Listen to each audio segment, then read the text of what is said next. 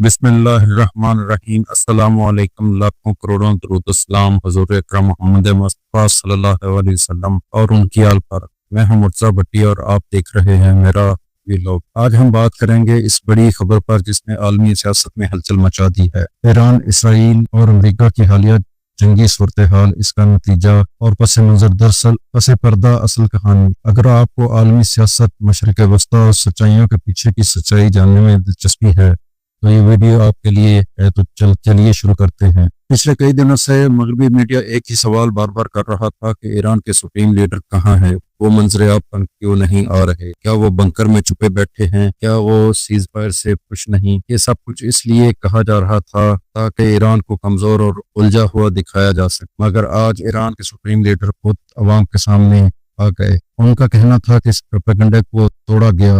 انہوں نے نہ صرف شہداء کو سلام پیش کیا بلکہ دو بڑے اعلان کیے۔ ہم نے اسرائیل کو شکست دے دی ہے، ہم نے امریکہ جیسے طاقتور ملک کو بھی پیغام دے دیا ہے کہ اگر تم حملہ کرو گے تو تمہیں جواب ملے گا۔ فوجی اڈے پر حملہ اس کی مثال ہے۔ ایران نے اس کشیدگی کے دوران ایک اور بڑا قدم اٹھایا۔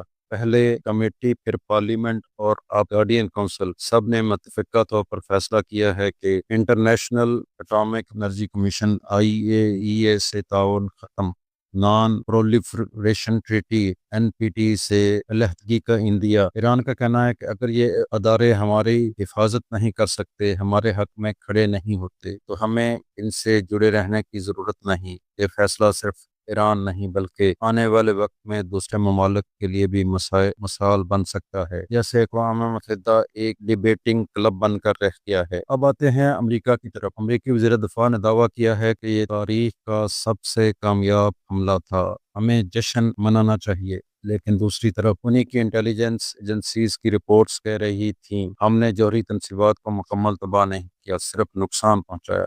ایران خود بھی مان رہا تھا کہ تنصیبات کو ڈیمیج ہوا لیکن مکمل تباہی نہیں۔ تو سچ کون بول رہا ہے، وزیر دفاع یا ان کی اپنی ایجنسیاں؟ یہاں تک کہ اب وائٹ ہاؤس سوچ رہا ہے کہ کانگریس کو خفیہ معلومات نہ دی جائیں، یعنی امریکہ اپنے ہی لوگوں سے سچ چھپانا چاہتا ہے۔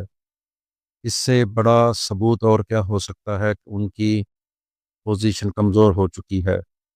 ناظرین، یہ صرف ایران اور اسرائیل کی لڑائی نہیں تھی۔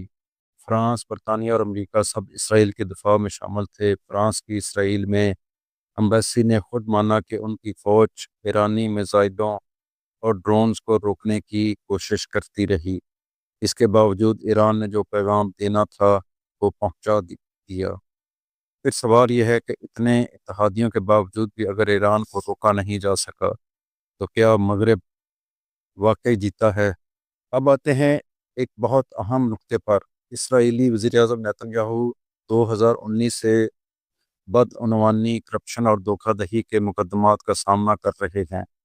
جب ان کی گواہی کا وقت آیا تو اچانک جنگ شروع ہو گئی اور گواہی 2 ہفتے کے لیے مؤخر ہو گئی۔ ٹرمپ نے تو کھل کر اسرائیلی عدلیہ سے کہا ہے کہ نیتن یاہو کے خلاف مقدمہ ختم کر دیے جائیں۔ کیونکہ وہ ایک واریر ہیں اور شاید یہی جنگ ان کی سیاسی بقا کی جنگ تھی۔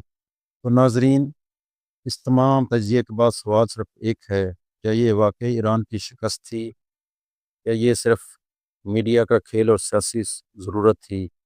کیا ایران واقعی میں ایک بڑی جنگ جیت گیا، عسکری، سفارتی اور نفسیاتی؟ مجھے آپ کی رائے کا انتظار رہے گا۔ اگر ویڈیو پسند آئی ہو تو لائک کریں، کمنٹ کریں اور چینل مرتضیٰ بھٹی کو سبسکرائب ضرور کریں۔ آپ کی سپورٹ میرے لیے حوصلہ ہے کیونکہ یہ میرا پہلا ویلوگ ہے اس طرح۔ اللہ آپ کو سلامت رکھے۔ اگلے ویڈیو میں پھر ملاقات ہوگی، تب تک کے لیے اللہ حافظ۔ بس۔